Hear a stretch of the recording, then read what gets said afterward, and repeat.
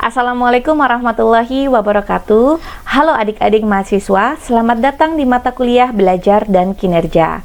Pada video sebelumnya, Anda telah mempelajari tentang konsep belajar sebagai objek formal teknologi pendidikan.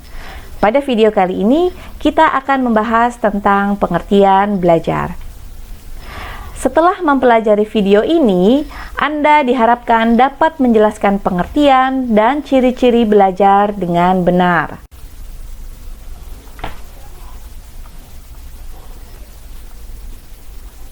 Apa itu belajar? Belajar dialami oleh siapa saja?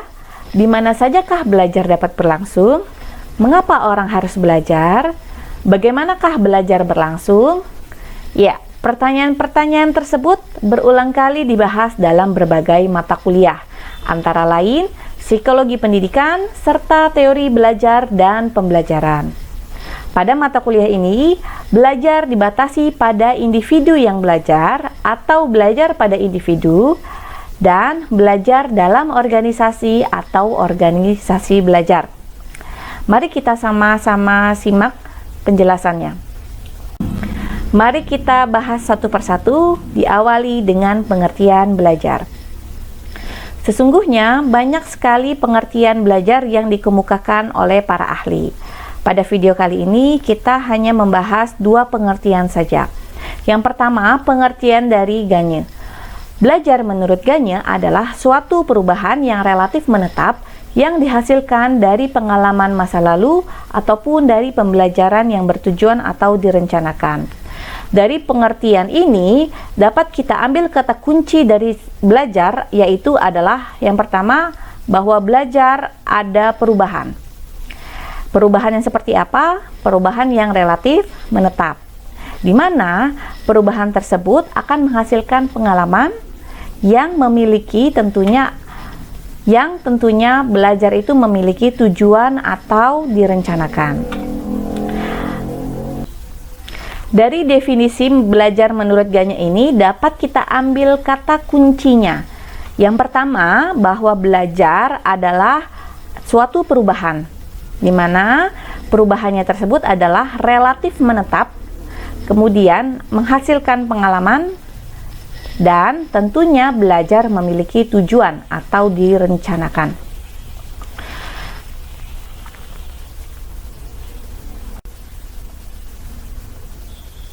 Selanjutnya, pengertian belajar menurut Buston adalah belajar merupakan perubahan tingkah laku pada diri individu berkat adanya interaksi antar individu dengan individu, individu dengan lingkungannya, serta mereka lebih mampu berinteraksi dengan lingkungannya.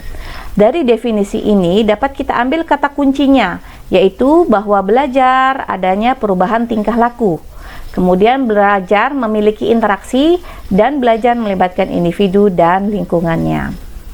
Dari kedua definisi tersebut, jika kita analisis lebih lanjut, maka definisi tersebut memiliki kesamaan, yaitu bahwa keduanya menyatakan belajar ada perubahan tingkah laku. Perubahan tingkah laku yang seperti apa yang dikatakan belajar? Bahwa perubahan tingkah laku seperti apa yang dikatakan belajar? Yaitu perubahan tingkah laku yang disadari atau disengaja. Kemudian, perubahan tingkah laku yang berlangsung secara berkesinambungan, perubahan tingkah laku yang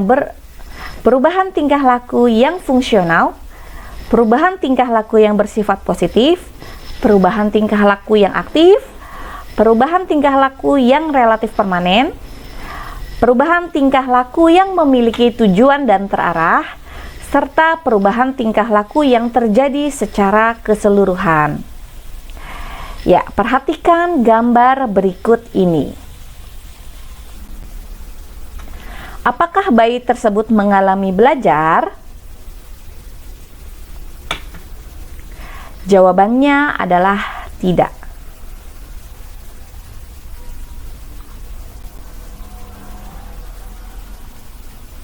Mengapa demikian?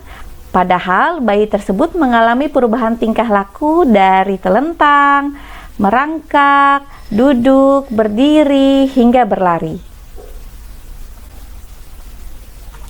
Coba ingat kembali kepada ciri-ciri belajar, bahwa yang dikatakan belajar adalah perubahan tingkah laku.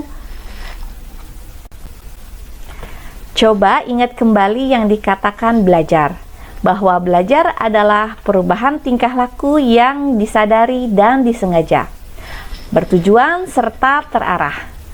Perubahan tingkah laku pada bayi tersebut terjadi secara alamiah, bukanlah perubahan yang terencana. Maka dalam hal ini, bayi tidak mengalami belajar, tetapi proses yang terjadi secara alamiah. Pada bayi yang normal akan mengalami tahap perkembangan tersebut.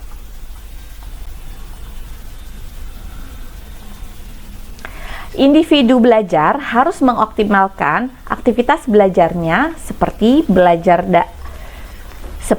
belajar arti kata-kata, belajar menghafal, belajar konsep, belajar kaidah belajar, belajar memecahkan masalah, belajar keterampilan motorik, belajar etika, belajar berbagai pengetahuan, dan lain-lain.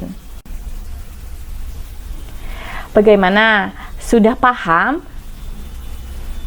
Bagaimana? Sudah paham mengenai definisi dan ciri-ciri belajar?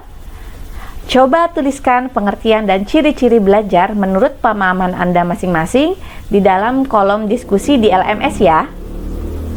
Sampai jumpa di video selanjutnya tentang belajar pada individu. Wassalamualaikum warahmatullahi wabarakatuh.